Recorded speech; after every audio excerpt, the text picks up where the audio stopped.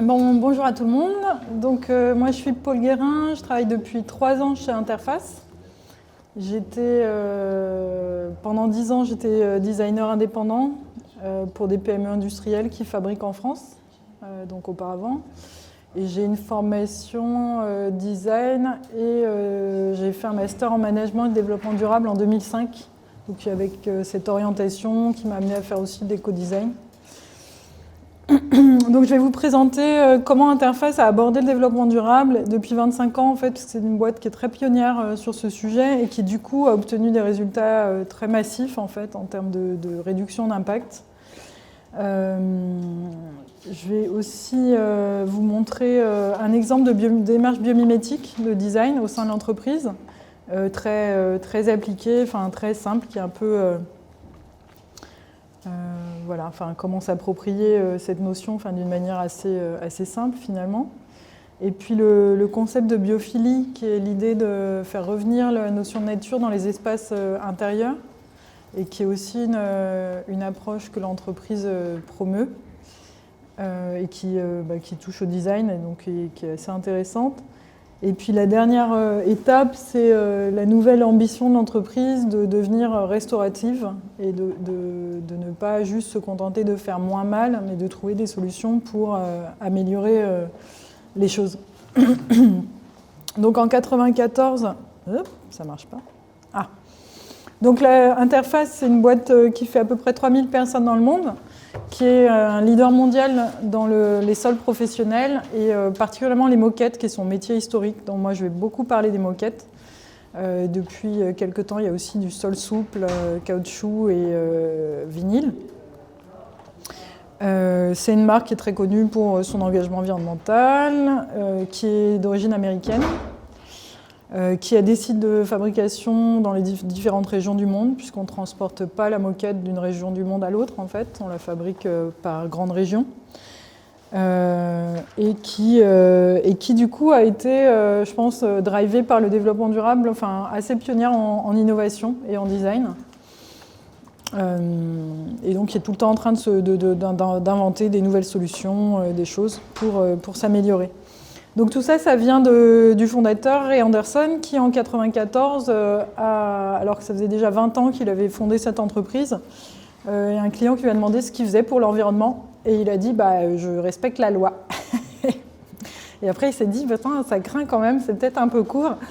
Et il a lu un bouquin de Paul Hawkins qui s'appelle The Ecology of Commerce et qui proposait une autre vision de l'industrie. En cessant d'être dans un modèle prélevé, fabriqué, jeté, qui mettait en exergue notamment l'impact qu'a cette logique économique sur notre environnement. Et comme Ray Anderson, c'était un ingénieur généraliste à l'origine, qui était assez amoureux d'innovation et qui aimait les choses intelligentes, et il a trouvé que c'était complètement idiot de produire comme ça, et ça lui a vraiment... il s'est dit, c'est pas possible, on peut pas continuer à faire quelque chose qui est aussi bête, que de produire dans une optique qui détruit notre environnement. Et en plus, lui, il n'était pas tout jeune non plus, et je pense qu'il disait que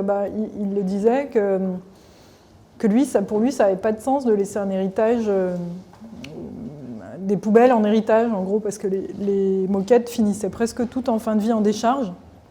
Et du coup, d'un coup, il s'est représenté cet amas, finalement, d'utilisation de pétrole qui transitait dans la moquette et qui finissait en décharge. Et il a réuni son board et ils ont tout de suite commencé à réfléchir il a tout de suite mis une exigence, en fait, d'avancer. Et donc, ils ont inventé l'idée de Mission Zéro, qui était l'ambition en 2020 de ne plus avoir d'impact négatif sur la nature. En sachant que c'était une ambition énorme et qui pouvait paraître comme utopique, mais que du coup elle était propice à vraiment obliger tout le monde dans la boîte à se saisir de cet enjeu à se mobiliser. Après, ça pouvait être motivant parce que c'était très ambitieux.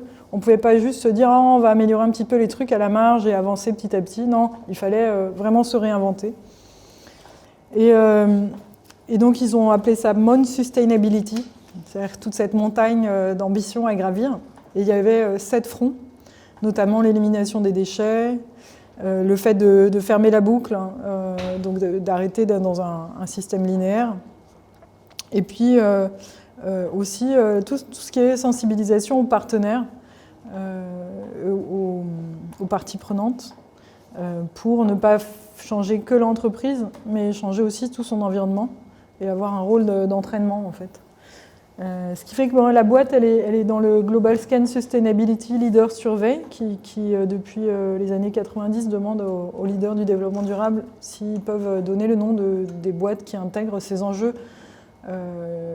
Et on y est tous les ans depuis sa création, et y compris souvent dans le top 3, alors que c'est une boîte qui est beaucoup plus petite en fait, que la plupart des boîtes qu'on trouve dans ce rapport. Bon, là, il y a un certain nombre d'étapes, je vais passer pour aller plus vite. Et donc, les résultats, qui sont quand même assez exceptionnels, et on se dit, ah ouais, mais si tout le monde faisait ça, en fait, on n'aurait plus de problème quand même. Donc, il y a 96% de réduction des gaz à effet de serre par unité produite. Pourquoi ? Parce qu'il y a une réduction de la quantité d'énergie globale utilisée et une utilisation d'énergie renouvelable qui est quasiment à 100% en Europe et aux États-Unis.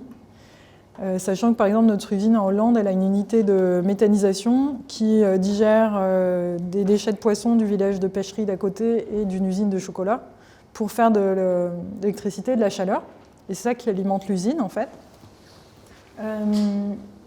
Du coup, on a une empreinte carbone qui a baissé de 72% sur un cycle de vie complet de nos moquettes.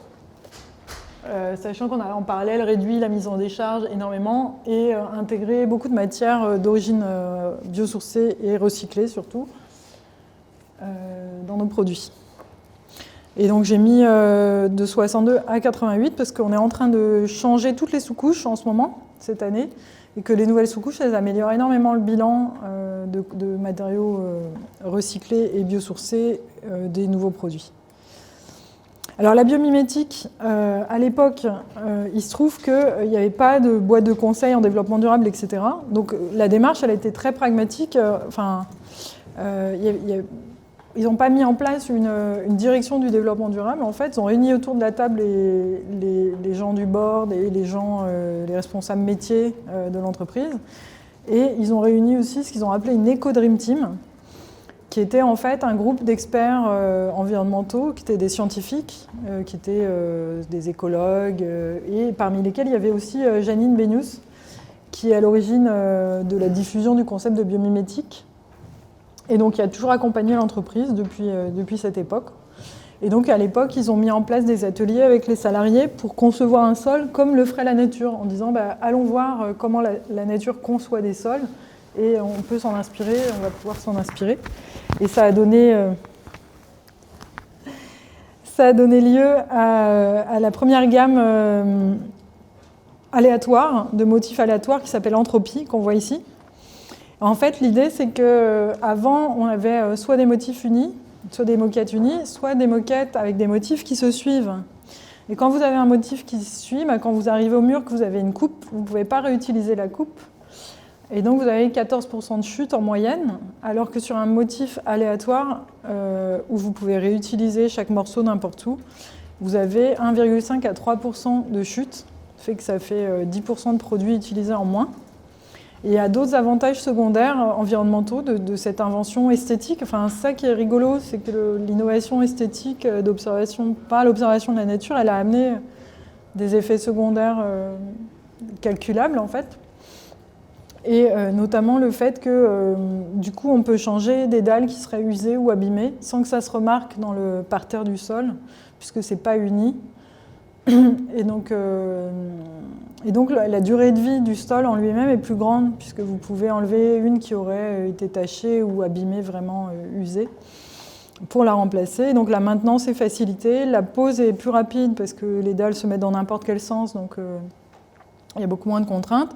Et en fait, depuis cette invention, en 99, il y a maintenant, aujourd'hui, 25% de nos produits qui sont conçus sur cette logique. Et ça représente une importante part de notre marché, c'est même plus que 25%, c'est 25% des produits, mais ils représentent plus au niveau des ventes.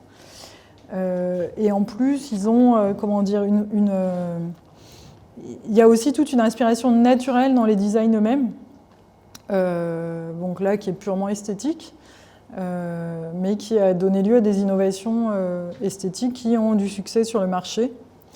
Et du coup, toute cette innovation drivée par l'inspiration biomimétique, elle a généré beaucoup de succès en fait, pour l'entreprise au niveau commercial et au niveau de la réduction d'impact. Donc le concept de biophilie, c'est un peu la suite de ça, c'est qu'en fait ils se sont aperçus en s'intéressant à cette problématique de la nature, qu'il y avait des études qui montraient que la présence de la nature au quotidien, elle est importante pour le moral des gens, en fait, tout simplement, parce qu'on n'a pas été conçu pour vivre en intérieur ou en ville. On a évolué pendant des milliers d'années en étant en contact de la nature, et donc pour notre propre équilibre psychique, en fait, on a besoin de stimulation, soit réellement naturelle, soit qui mime la nature. Donc il y a des théories, il y a de la biophilie, c'est le savoir-faire et la théorie de comment recréer du lien avec la nature dans des milieux artificialisés, sachant qu'on passe 93% de notre temps à l'intérieur et 11 heures par jour sur des écrans. Et en fait, quand on crée des espaces avec des liens avec la nature, on a effectivement des résultats très concrets d'absentéisme, sur l'absentéisme, sur le bien-être, sur la quantité d'antidépresseurs que les gens sont amenés à prendre. Donc ça a un impact réel. Donc nous, on a toute une démarche aussi pour promouvoir, faire des workshops en fait, avec des architectes ou avec nos clients. Puisque nous, on fait beaucoup du B2B, donc on travaille avec des grosses boîtes, des grands bureaux, des banques. On ne fait pas la pose de la moquette, on n'est que fabricant, mais après, on est amené à travailler avec soit des gens qui conçoivent des bureaux, soit des gens qui créent des tours ou directement des gros clients. Et donc, on va promouvoir en fait, tout ce lien avec la nature, avec plein de facettes qui peuvent être au niveau des sols, mais qui peuvent être la lumière, les sons, la présence de l'eau, et puis des notions abstraites comme la perspective, le refuge, le mystère, le risque, le danger. Après ça, c'est plus des gens ça, c'est pas nous qui avons mis au point en fait, ces concepts. Mais on en fait la promotion, en fait. Et on a les produits qui correspondent aussi pour répondre à ces démarches. Alors après, dernier point, dessiner avec le carbone. Et ça, c'est la nouvelle ambition, puisque 2020, c'était ce qui nous a amené les résultats que vous avez vus tout à l'heure, là, les réductions d'impact. Et donc, ils se sont dit, OK, maintenant qu'on n'est pas à zéro, mais on approche quand même et on va avoir du mal à faire mieux dans la même démarche de réduction. Comment on fait pour faire du bien ? Et donc l'idée, c'est le nouveau programme s'appelle Climate Tech Back. Et l'idée est de devenir une entreprise régénératrice et de diviser par 2 nos émissions de carbone tous les 10 ans, en fait, pour se conformer à ce qui serait l'idéal pour rester en dessous des 1,5 degrés. Donc nous, on a pris cet engagement à partir de 2017. Enfin, on a écrit tout cet engagement en 2017. Et on a un engagement, du coup, 2030, qui est validé par l'initiative Science Based Targets pour diminuer notre scope 1 et 2, c'est-à-dire notre champ d'activité qui dépend directement de nous et un petit peu étendu, mais pas trop, de 50%. Et en parallèle, diminuer aussi les émissions sur des champs plus larges, qui dépendent moins de nous, mais ça peut être l'entretien des moquettes, ça peut être la fin de vie, par exemple, des moquettes, où ça dépend pas de nous, mais où nous, on peut espérer avoir un impact quand même en accompagnant la réutilisation de nos produits, etc. Ce qu'on fait déjà, mais qu'il va falloir accentuer. Et du coup, passer de ce modèle-là qui est déjà assez vertueux, disons qui est déjà vertueux dans l'idée de réduction d'impact, à un modèle qui serait vertueux dans le fait de réparer l'environnement. Donc avec Factory as Forest, qui ont fait avec Biomimicry 3.8, qui en ce moment travaillent sur nos usines pour qu'elles soient partie prenante de leur environnement écosystémique et qu'elles rendent des services écosystémiques, c'est-à-dire qu'elles participent soit au cycle de l'eau, soit au cycle du carbone, soit au cycle de l'azote, etc., au service de leur écosystème en fait, local. Ensuite, au lieu de produire à partir de recyclables ou de biosourcés, on voudrait produire aussi beaucoup davantage à partir de déchets dispersés, diffus, c'est-à-dire des déchets de post-consommation ou des déchets qui vont être prélevés dans la nature. Donc on a déjà un programme depuis plusieurs années, par exemple, de récupération des filets de pêche dans des zones sensibles, coralliennes ou autres, où on subventionne en fait, on a un prix d'achat garanti pour les filets qui permet à des organisations locales de subventionner la collecte des filets et de subventionner la mise en place d'activités économiques rémunératrices pour des populations locales qui n'impactent pas leur écosystème sensible, en fait. C'est un peu un jeu à trois.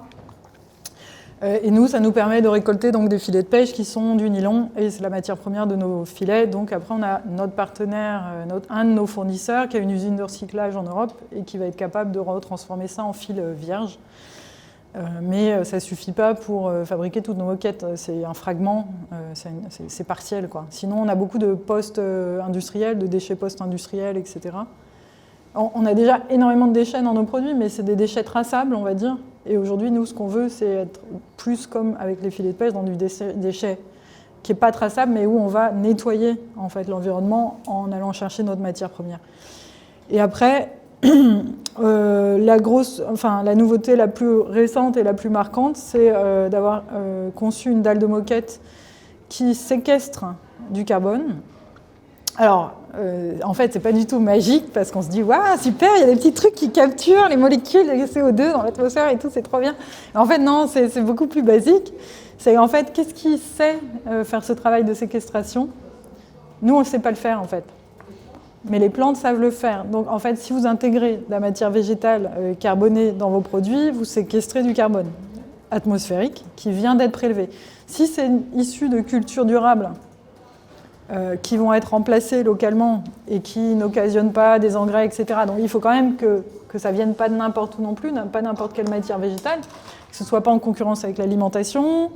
Alors, il y a un certain nombre d'exigences éthiques derrière pour que ce soit valable.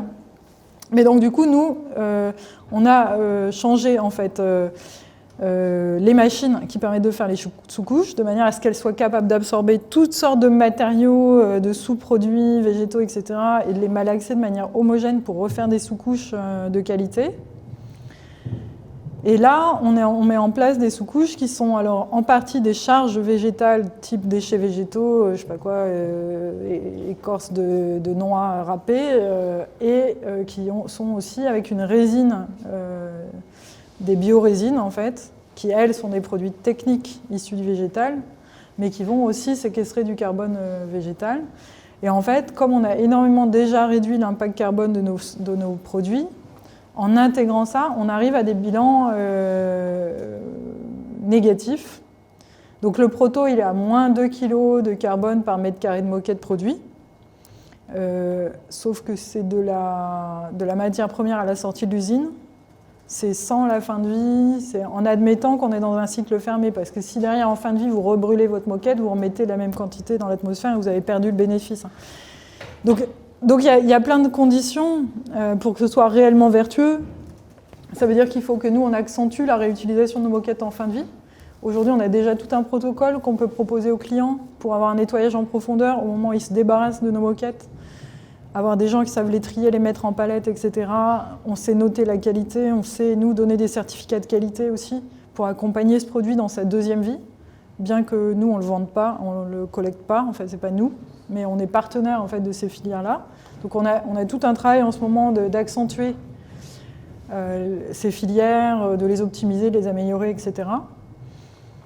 On conçoit maintenant tous nos produits pour que la sous-couche et le film soient recyclés par nous-mêmes. Et c'est déjà le cas. C'est-à-dire que là, vous nous amenez des moquettes, 20 tonnes de moquettes à l'usine, on est capable de séparer la sous-couche et la fibre, même celles qui sont déjà posées.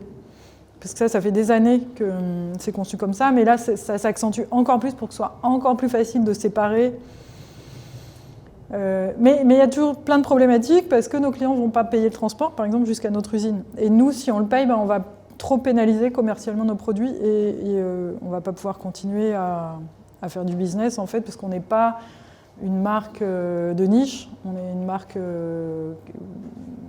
Alors on est moyen haut de gamme sur le marché, mais on est dans le marché normal en fait, nous.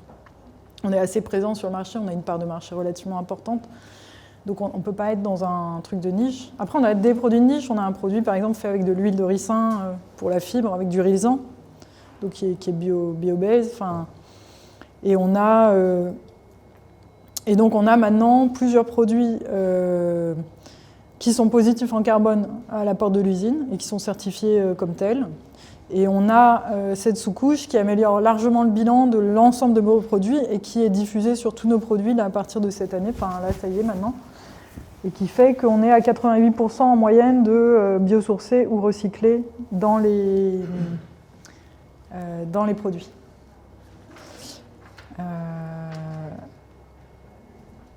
Et le fait de faire changer notre environnement fait aussi partie des piliers en fait, des nouveaux objectifs, c'est-à-dire avoir un impact sur l'industrie, avoir un impact en tant qu'exemple.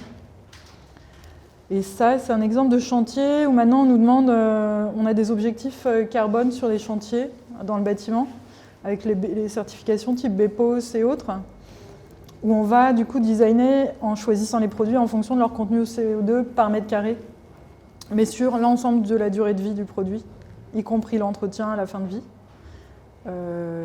Sachant que là, eux, ils font même les analyses sur 50 ans en fait, dans les immeubles, ce qui est un peu bizarre, mais bon, ça permet d'avoir une idée de l'impact global du sol. Voilà.